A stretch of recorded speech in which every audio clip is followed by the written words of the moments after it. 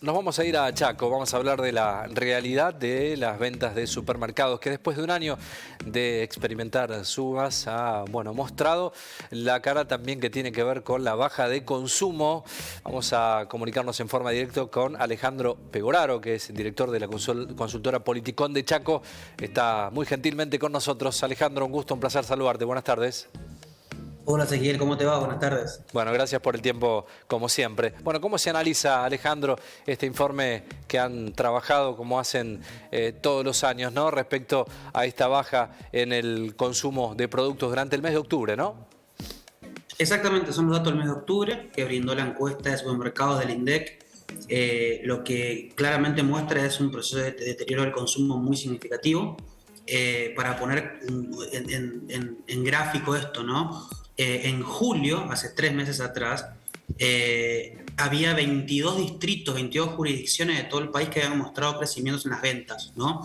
En octubre, en cambio, son 20 los distritos que muestran descensos en el consumo, en las ventas del supermercado, lo que claramente demuestra, obviamente en el medio hubo un proceso que cada vez iba empeorando y termina con este mapa hoy marcado mayormente en rojo respecto justamente a cómo cae el consumo de supermercados y que refleja naturalmente lo que es un proceso de una fuerte escalada inflacionaria por un lado o el deterioro del salario por el otro y por supuesto que una economía que está bastante más frágil de lo que era a principios de año por lo menos, ¿no? Entonces la baja en el consumo y este mapa rojo, como te mencionabas antes, tan significativo, claramente termina demostrando que estamos llegando a fin de año con un proceso de deterioro en el poder adquisitivo de la gente que termina marcando una situación muy complicada para el comercio particularmente en este caso y obviamente para la economía en general. Claro, con una caída de 1,6 interanual, ¿no? Exactamente, son los datos a nivel nacional. Por supuesto que cuando uno analiza entre las provincias qué pasó, hay algunas que tienen una caída un poquito menor, como el caso de Córdoba, que tuvo un nivel de caída que es levemente menor al total nacional. Y después tenemos otras provincias que caen por encima del 10%. En el caso tucumano es la más importante, que tuvo una caída superior al 11%, siempre medido en términos reales, ¿no? Lo preocupante de alguna manera no solamente es el resultado global, sino que tiene que ver también cuando analizamos hacia adentro de cómo se categorizan las ventas, cuando lo vemos a nivel de los rubros, porque por ejemplo los productos que se denominan productos de almacén, es decir, Sí.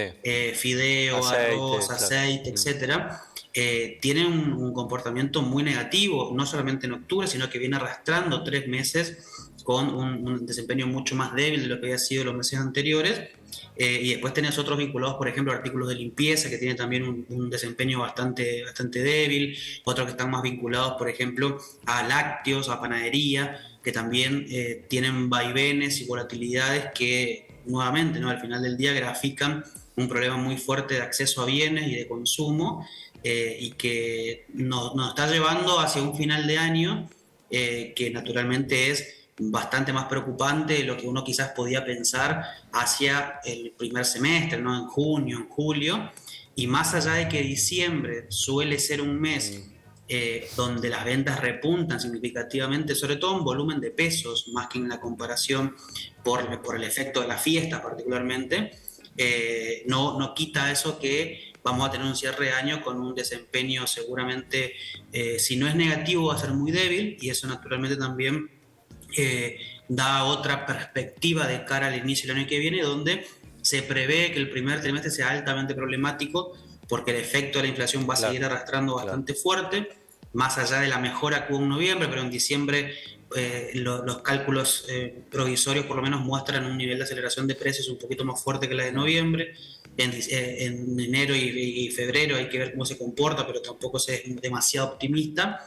Y naturalmente los impactos del salario y en enero y en febrero, que son meses que por lo general no existen un gran número de aumentos en sectores específicos del salario, naturalmente también nos lleva a un marzo que seguramente va a ser un poco complicado. Va a ser complejo. Ale, te iba a preguntar respecto a esta movida de precios justos, ¿no?, que instaló Massa ya hace un tiempo, y cuánto de eso no llega al interior profundo de la Argentina, con todo lo que significa el impacto directo en las provincias, en los comercios de cercanías. Digo, ¿eso se ha tenido en cuenta también?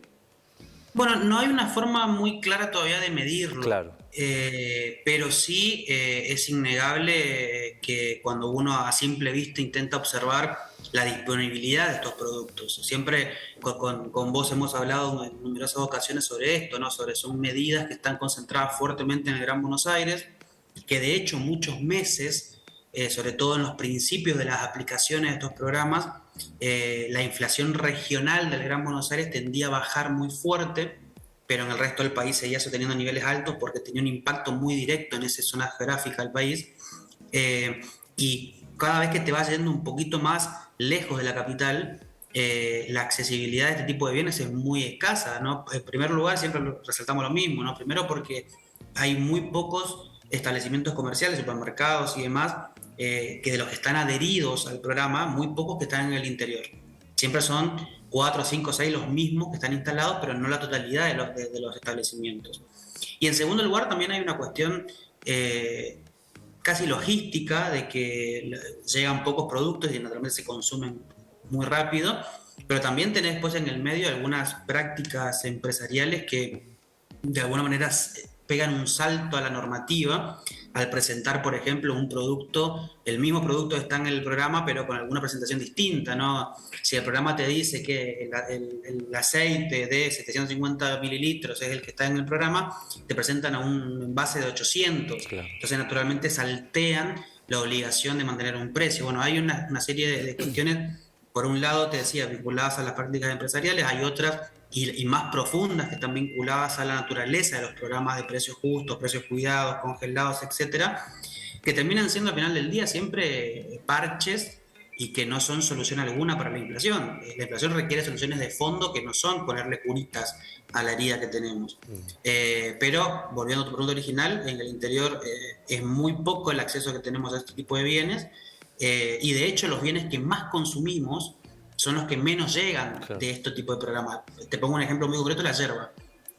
En el norte la yerba es casi tan esencial como quizás un paquete de azúcar, una botella de aceite para los hogares, ¿no? Porque muchos hogares incluso se alimentan en base a mate.